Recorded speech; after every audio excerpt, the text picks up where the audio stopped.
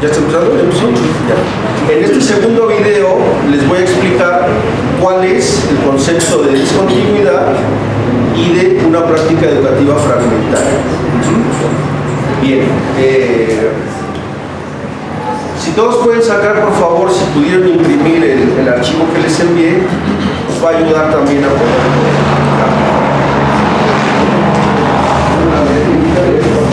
Necesito que observemos el centro del diagrama. En el centro del diagrama está un triángulo. ¿Sí? Ese triángulo es el paradigma epistemológico del socioconstructivismo vigotskiano. ¿Qué significa el triángulo? Que hay una interacción entre un profesor, un alumno y un contenido de aprendizaje. En la punta está el contenido de aprendizaje. Todo el tiempo estamos haciendo eso, estamos interactuando.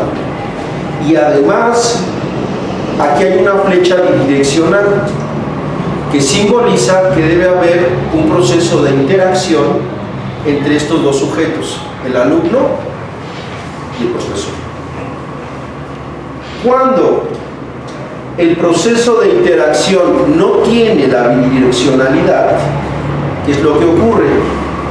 Si toda la actividad está cargada en el profesor y el profesor es el único que influye sobre el alumno y no hay una respuesta del alumno sobre lo que hace el profesor, estamos hablando que hay un proceso de educación tradicionalista. La famosa cátedra magistral, donde el profesor está hable y no permite que su alumno entre en interacción con el profesor. Nosotros tenemos que generar todos los días en el salón de clases un proceso bidireccional de interacción, y esa interacción se da a través de los contenidos que se están enseñando.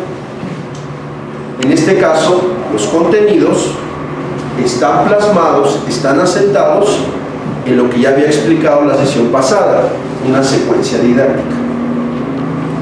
Cuando yo entro al salón a impartir una clase, entro a interactuar con mis alumnos, pero esa interacción está mediada por la secuencia didáctica, por la planeación. Si nosotros quitáramos la planeación en el proceso de interacción, bueno, tenemos una interacción, pero no es una interacción mediada por conocimientos científicos, por conocimientos educativos. Es una interacción mediada por lo que el profesor inventa. Empieza a explicar su vida, empieza a decir chistes, empieza a distorsionar el proceso de atención, influencia educativa. Esto que está ocurriendo, esta interacción que ocurre entre maestro y alumnos, genera una influencia educativa. Y esa influencia educativa, en la medida de lo posible, lo que necesitamos es que sea significativa. ¿Sí? Aquí ya les estoy proveyendo de un elemento conceptual que deben agregar al momento en que sean evaluados con la planeación argumentada. Mi planeación argumentada se fundamenta en la interactividad educativa de forma bidireccional. ¿Sí? Y además, esto está ocurriendo en un contexto muy especial, la escuela. Todo esto que está aquí, está graficado en esta parte, es la escuela, el contexto escolar. ¿Sí? Pero ese contexto escolar, profesores, no está aislado, y sabemos que no está aislado. Está arraigado en una serie como de capas de la realidad que lo están circundando. Eso es lo que significan las líneas de colores. ¿Sí? Entonces, mi contexto educativo formal, la escuela, mi aula, está cubierto por una serie de contextos de vida del alumno. En este caso, la familia, la comunidad, la nación y el contexto internacional. Están simbolizados de manera muy general. Nosotros podemos agregar los contextos de vida que nosotros necesitamos agregar. Esto es solamente una propuesta. Pero esta propuesta creo que nos permite entender el concepto de discontinuidad. ¿Por qué? Van a ver que es muy sencillo y esto nos va a ayudar mucho. Yo puedo tener una interacción educativa significativa con mis alumnos y de verdad estar generando una interacción muy intensa. Mis alumnos van a estar aprendiendo. Pero si esos aprendizajes no quedan conectados a los diferentes mundos de vida de mis alumnos, no estoy generando un aprendizaje significativo. Voy a estar enseñando con efectividad matemáticas, historia, geografía. Pueden tener un buen desempeño académico, una buena calificación, pero eso no significa que ese conocimiento lo estén aplicando a su vida real. Eso implica, además de entender que debemos producir un proceso de interactividad, de influencia educativa, implica un segundo objetivo, que es que esos conocimientos, esos aprendizajes que se están generando en esa interacción entre la secuencia didáctica, el profesor y el alumno, esos aprendizajes se enganchen a la vida real del alumno. Y eso es un reto muy importante. Eso es lo que está implicando la evaluación del desempeño docente. Solamente que ahí no lo explica con estas palabras. Pero lo que intenta producir el proceso de evaluación docente es una reconexión de aprendizajes de lo que sucede en el aula con los contextos de vida del alumno. ¿Sí? No es solamente un proceso de evaluador que te va a sancionar, no. En la medida de lo posible fue diseñado, y no estoy justificando a quienes lo diseñaron, porque desde mi punto de vista hay muchos errores, pero la idea en el fondo es que el maestro pueda conectar sus aprendizajes, su proceso de enseñanza, a las necesidades de aprendizaje de sus alumnos. ¿Sí? Bien, entonces ya me quedó establecido que aquí está la escuela, que la escuela está conectada con los diferentes contextos y mundos de vida de los alumnos, y además que ya hemos explicado que la forma en que debemos interactuar es bidireccional. Entonces ya podemos pasar a este siguiente nivel.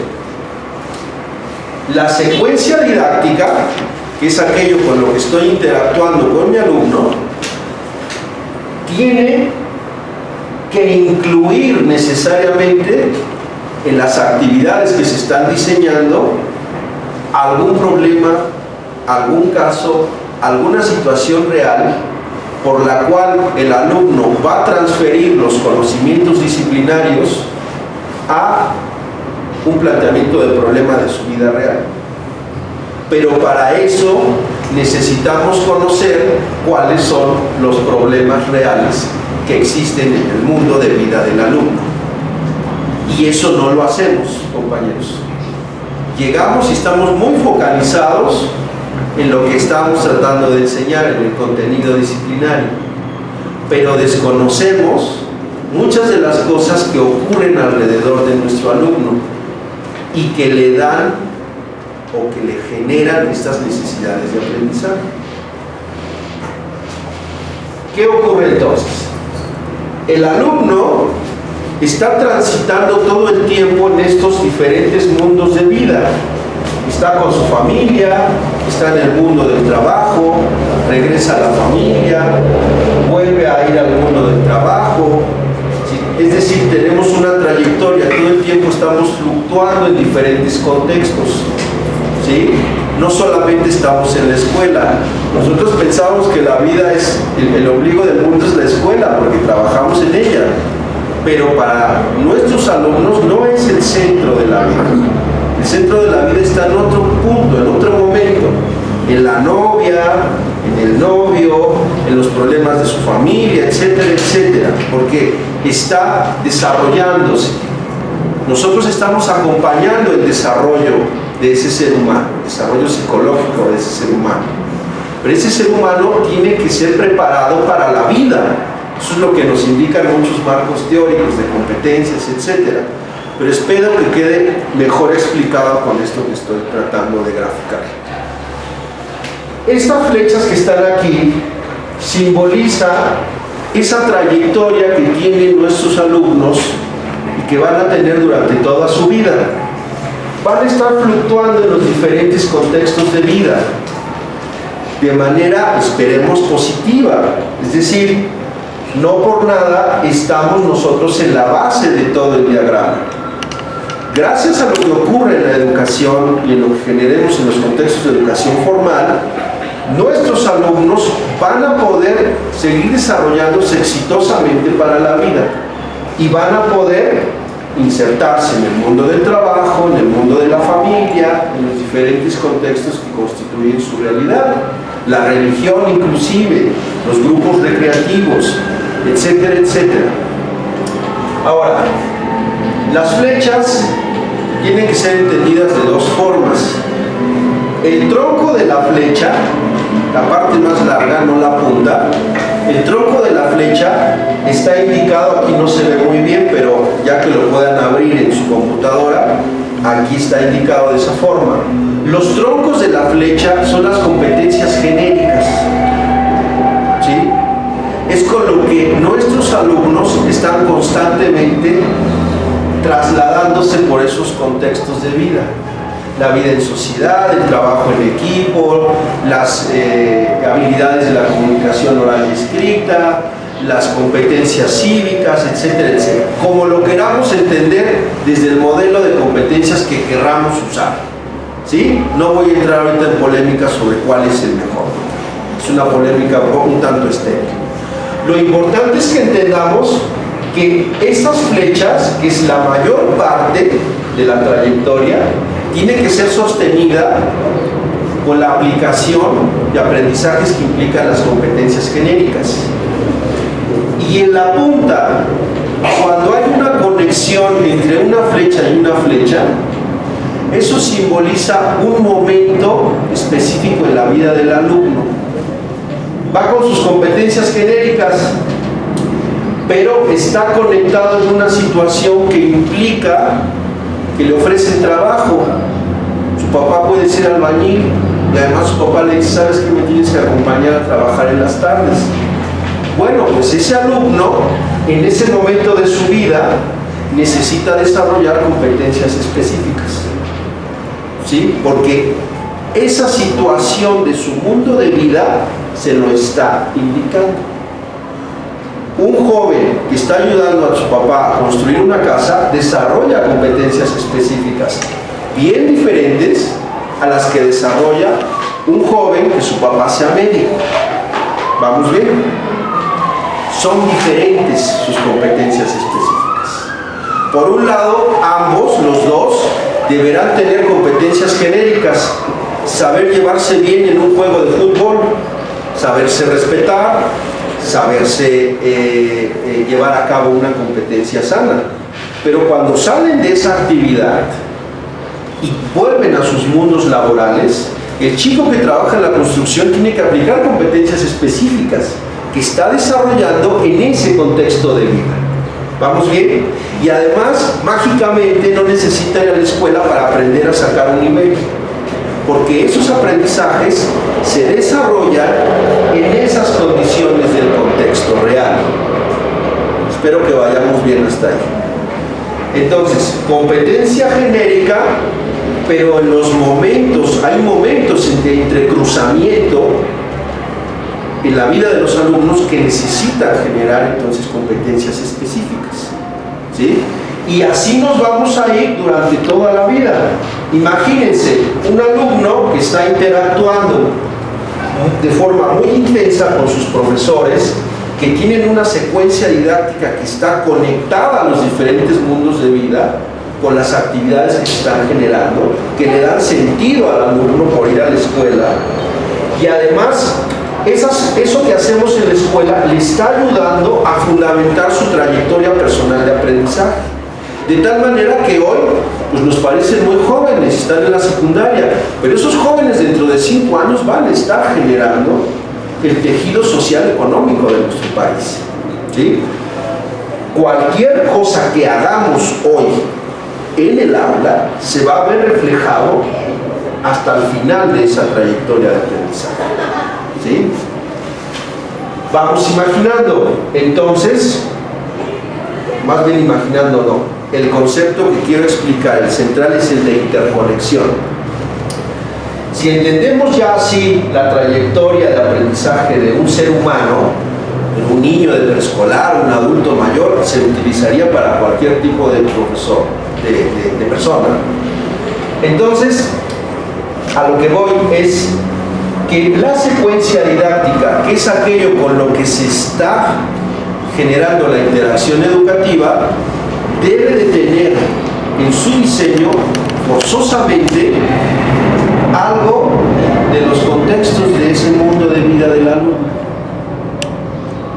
Plantea un problema de matemáticas, pero quizás contextualizado a la construcción que está haciendo ese joven con su papá.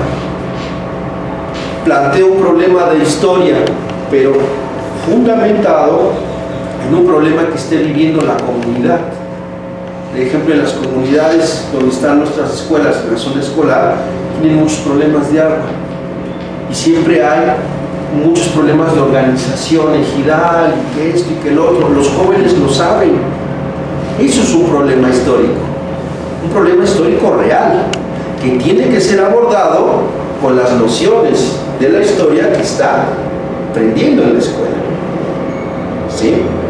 En geografía, pues voy a entender desde la geografía física por qué mi comunidad se inunda, por qué cada vez que llueve aquí en Rivapalacio es un lodazal. Bueno, hay que entenderlo eso desde la geografía física, ¿no? Y entonces trasladar una situación de vida del alumno a un planteamiento del problema en una secuencia didáctica. A eso es a lo que yo llamo interconexión. Mientras más la secuencia didáctica se encuentre interconectada a los mundos de vida del alumno, va a ser más significativo el aprendizaje que se desarrolla. Ahora, no es fácil hacerlo, requiere mucho tiempo y requiere una cosa de entrada: que este sujeto, es decir, nosotros, salgamos y de lleno conozcamos la vida de nuestro alumno, a su familia, a sus amigos, a sus vecinos, a la comunidad, que estemos integrados de manera importante en la vida de la comunidad. Tal vez no seamos de ahí y todos los días nos trasladamos de un contexto muy diferente a otro. Por ejemplo, yo vivo en la parte alta de Texcoco. Ese mundo de vida es totalmente diferente a lo que pasa aquí en Atenco, y son 20 minutos de distancia, ¿sí? Pero así es la realidad, es compleja, es diferente. Es a lo que llaman muchos estudiosos la complejidad de la sociedad, de la información y del conocimiento.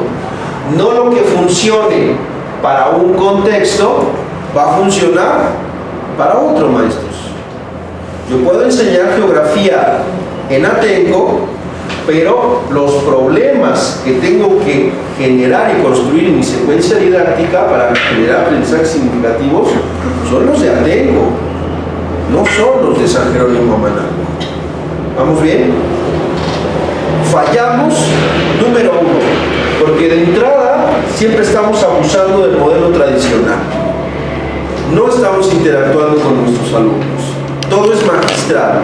Estamos hablando y hablando y hablando y hablando. Bueno, eso ya es un problema en sí. Puede ser que estemos interactuando de manera eficaz, pero podemos estar interactuando sin considerar la existencia de estos mundos de vida. Entonces es una interacción limitada, ¿sí?